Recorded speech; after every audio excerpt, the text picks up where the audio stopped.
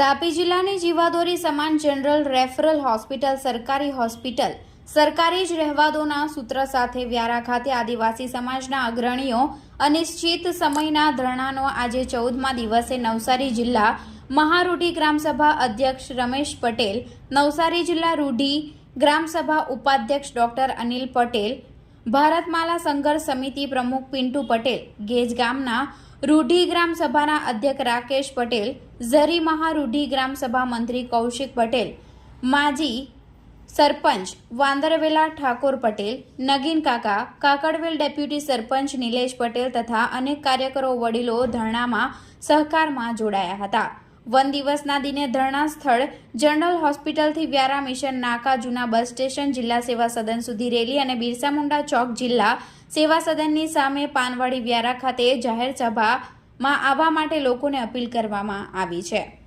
જેમાં ધરમપુર તાલુકા પંચાયત અપક્ષ સદસ્ય કલ્પેશ પટેલ સહિતના આદિવાસી સમાજના અગ્રણીઓ ઉપસ્થિત રહ્યા હતા.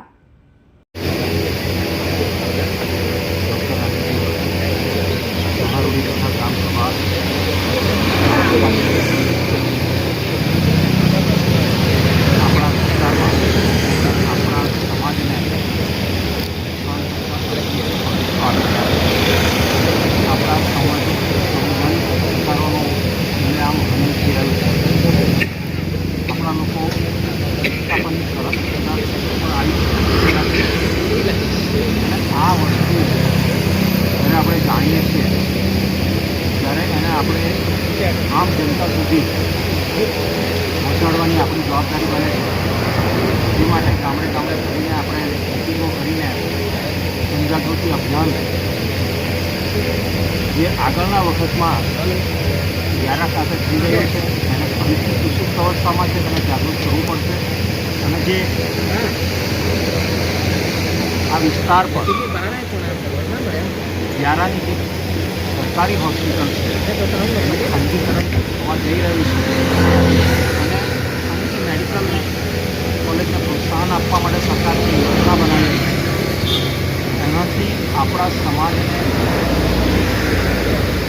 સખત નુકસાન થવાની ભીતિ છે અને એનો આપણે વિરોધ કરવાનો છે. આ તો એક જ વસ્તુ છે, આવા અસંખ્ય પ્રોજેક્ટોના લીધે આદિવાસી સમાજ